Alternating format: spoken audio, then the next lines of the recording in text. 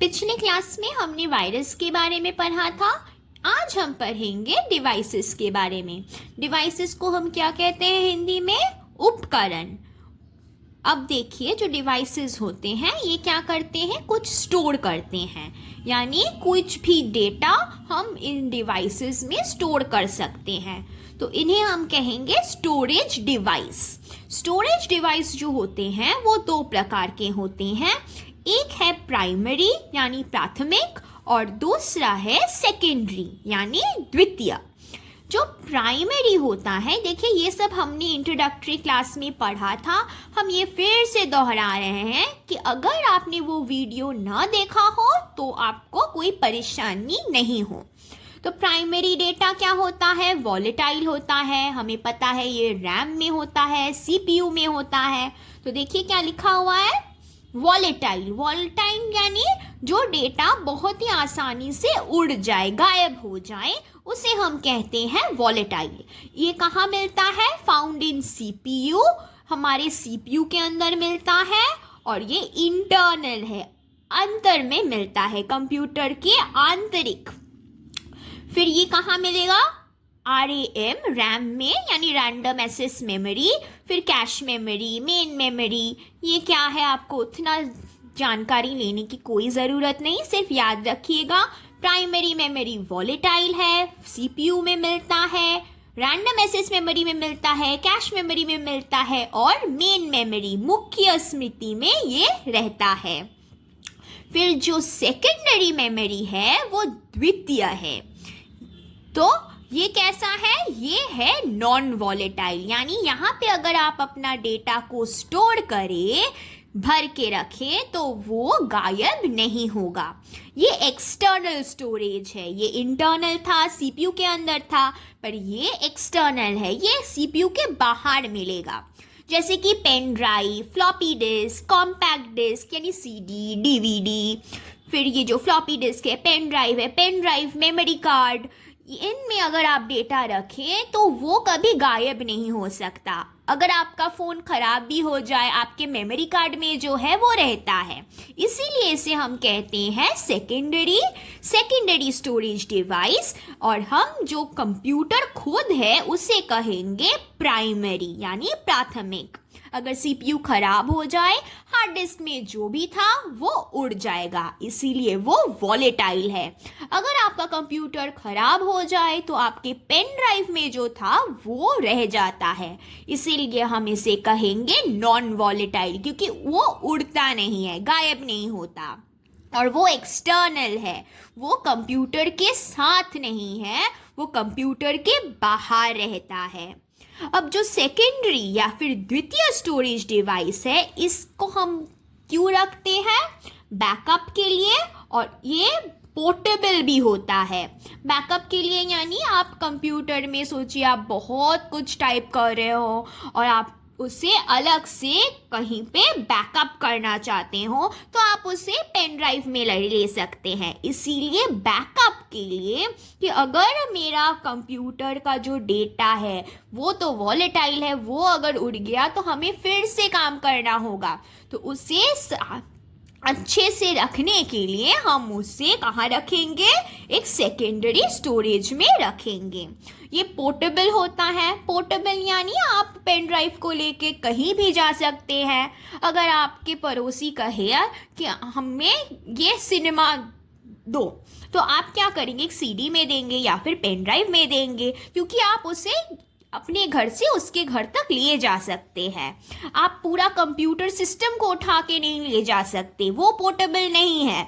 आप अपना सीपीयू उठा के नहीं ले जा सकते। इसीलिए हम सेकेंडरी स्टोरेज या फिर द्वितीय स्टोरेज रखते हैं, क्योंकि ये बहुत ही महत्वपूर्ण है बैकअप के लिए और इधर उधर ले जाने के लिए।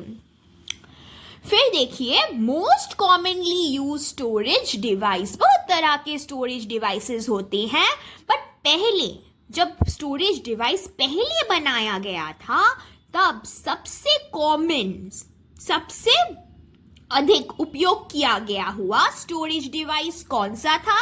Magnetic storage device. मैग्नेटिक नाम से ही पता चल रहा है कि वो मैग्नेट से बनता था, वो चुंबक से बनता था, तो इसीलिए वो सबसे यूज्ड था, सबसे उपयोग किया गया हुआ।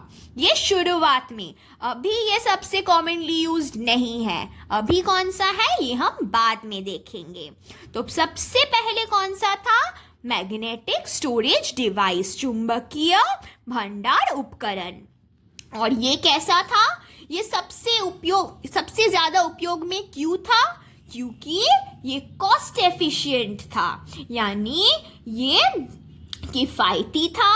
स्टोर्स डेटा, इसमें जो हमारा पर्पस है स्टोरेज डिवाइस का, वो भी फुलफिल करता था, वो भी कंडीशन, वो भी शर्त ये पूर्ण करता है। ये डेटा स्टोर करता है and can read binary language. हमें पता है कि कंप्यूटर जो लैंग्वेज यूज करता है, ये मैंने कहा था इंट्रोडक्शन क्लास में कि कंप्यूटर बाइनरी लैंग्वेज में कोड डिकोड करता है, यानी बाइनरी लैंग्वेज जो 1 और 0 से बनता है। तो ये जो डिवाइस है मैग्नेटिक स्टोरेज डिवाइस, वो उस बाइनरी लैंग्वेज को पढ़ सकता है, समझ सकता है, इसीलिए हम उसे यूज कर सकते हैं। अगर कोई आपको समझे तभी ना आप उसको यूज कर पाएंगे। सोचिए अगर कोई आया जो आपके भाषा कोई नहीं समझता, तो आप उसके साथ बात करेंगे तो करेंगे कैसे? ये जो मैग्नेटिक स्टोरेज डिवाइस है वो कंप्यूटर को समझ सकता है, इसीलिए हम उसे कंप्यूटर में उपयोग कर सकते हैं। अब हम मैग्नेटिक स्टोरेज डिवाइस के कुछ एग्जाम्पल्स या फिर आप कह सकते हैं उदाहरण देखेंगे। हमने 4 उदाहरण लिया है। एक है मैग्नेटिक स्ट्रिप, फिर आता है जिप डिस्क, फिर फ्लॉपी डिस्क और हार्ड ड्राइव। यहाँ आपको ज़्यादा कुछ जानकारी की ज़रूरत नहीं है, सिर्फ कुछ चीज़ें, कुछ पॉइंट्स हैं जो आपको याद रखने हैं। हम सिर्फ वही पॉइंट्स पढ़ेंगे। एक है मैग्नेटिक स्ट्रिप यानी चुंबकीय पट्टी। Attached in the device having digital data. जो डिजिटल डेटा वाले उपकरण यानी डिवाइस होते हैं, ये उसी से जुड़े हुए होते हैं। फिर आता है जिप डिस्क। जिप डिस्क ये भी रिमूवेबल है, आप हटा सकते हैं। इसे किसने लागू किया था, इंट्रोड्यूस किया था?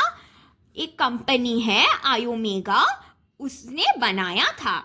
इसका स्टोरेज कैपेसिटी कितना है, कितना स्टोर कर सकता है? शुरुआत में इनिशियली 100 MB और अब 750 MB, यानी ये जैसे अपग्रेड हुआ है उसका MB, उसका स्टोरेज कैपेसिटी भी बढ़ चुका है। फिर आता है फ्लॉपी डिस्क। फ्लॉपी डिस्क भी रिमूवेबल है, मैग्नेटिक एलिमेंट्स इसमें भी चुंबक है। Replaced by CD USB। अब जो CD आ चुका है, USB पोर्ट आ चुका है, इसीलिए हम फ्लॉपी डिस्क और यूज नहीं करते, ये शुरुआत में किया जाता था। फिर hard drive. Hard drive directly attach to the motherboards disk controller. जो मदरबोर्ड है उसका जो डिस्क कंट्रोलर है उसी से ये जुड़ा हुआ है, बस इतना ही याद रखिएगा, यानी ये CPU में मिलेगा। और ये हमको कहाँ और मिलता है? डेबिट कार्ड में। डेबिट कार्ड में अगर आप अपना डेबिट कार्ड देखें तो जब आप कार्ड को घुसाते हैं मशीन में, वहाँ पे एक चिप रहता है।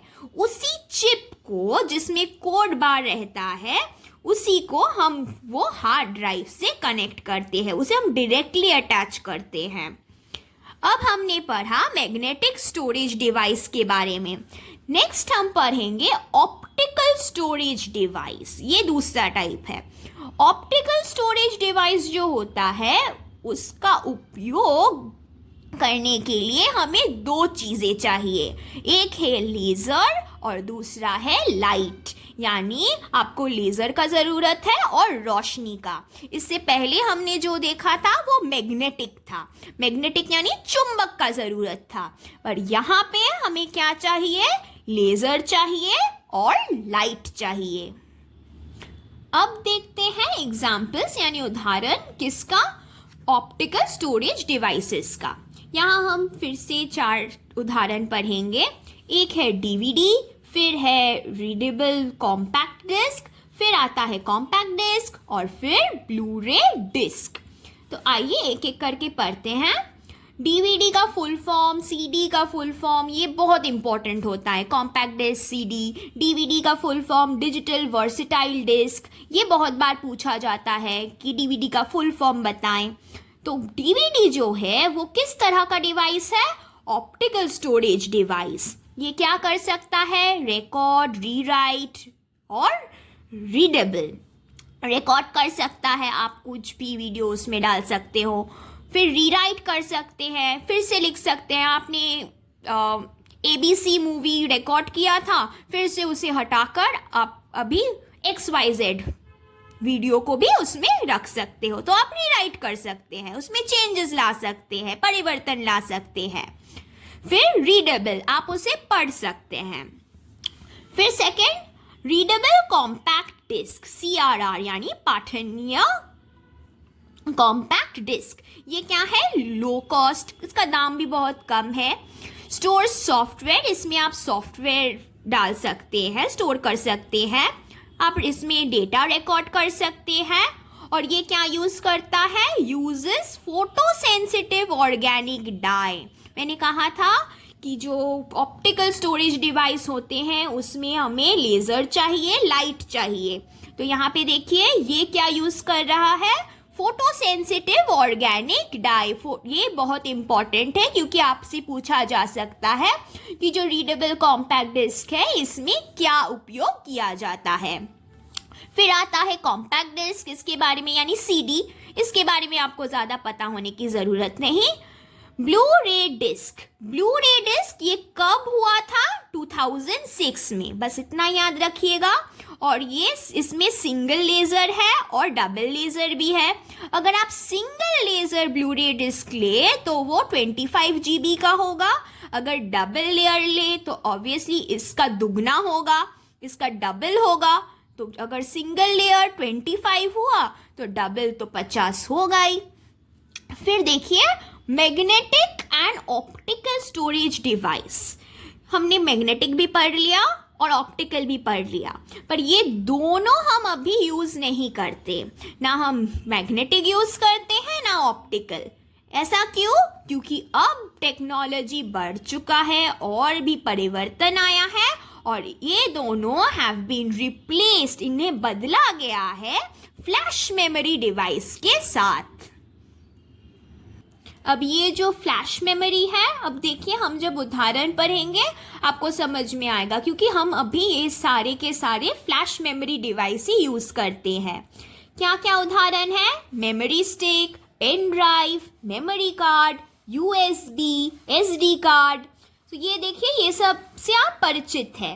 तो मेमोरी स्टिक क्या है? ये किसने लॉन्च किया? बस इतना ही याद रखिएगा कि सोनी ने मेमोरी स्टिक लॉन्च किया था। फिर पेन ड्राइव, पेन ड्राइव तो हम सारे के सारे कामों के लिए यूज़ करते हैं। अभी हम लोग CD, DVD यूज़ ही नहीं करते क्योंकि पेन ड्राइव में स्टोरेज भी बहुत ज़्यादा होती है और इसे हम बहुत इजीली इधर से उधर ले जा सकते हैं। सो ये पोर्टेबल भी है, हम कहीं भी ले जा सकते हैं एक पेन ड्राइव को, और बहुत हल्का भी होता है। फिर मेमोरी कार्ड, मेमोरी कार्ड जो हम फ़ोन में भी यूज़ कर सकते हैं, कैमरा में भी यूज़ कर सकते हैं। USB का फुल फॉर्म बहुत इंपॉर्टेंट है, यूनिवर्सल सीरियल बस। इसे हम हिंदी में भी यूनिवर्सल सीरियल बस ही कहेंगे। और इसका स्टोरेज कैपेसिटी कितना है? 2 GB से लेकर 1 TB तक, और ये भी पोर्टेबल है, इसे भी हम कहीं भी ले जा सकते हैं।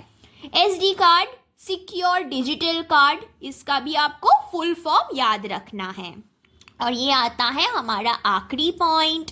हमने कहा था कि most common mode of storage data जो है वो पहले क्या हुआ करता था? Magnetic storage device. और मैंने फिर कहा वो इनिशियली शुरुआत में था। तो अब हम क्या सबसे ज़्यादा उपयोग करते हैं? Online cloud storage. तो यहाँ से आपको क्वेश्चन यही आ सकता है कि अभी हम लोग सबसे ज़्यादा क्या यूज़ करते हैं? तो वो आंसर क्या होगा? Online cloud storage. देखिए ऑनलाइन से ही पता चलता है कि इसमें हमें इंटरनेट का ज़रूरत है, इंटरनेट चाहिए। सो इतना ही हम आज के लिए पढ़ेंगे। अगले वीडियो में हम threats and security of computer के बारे में पढ़ेंगे। तो तब तक के लिए टाटा।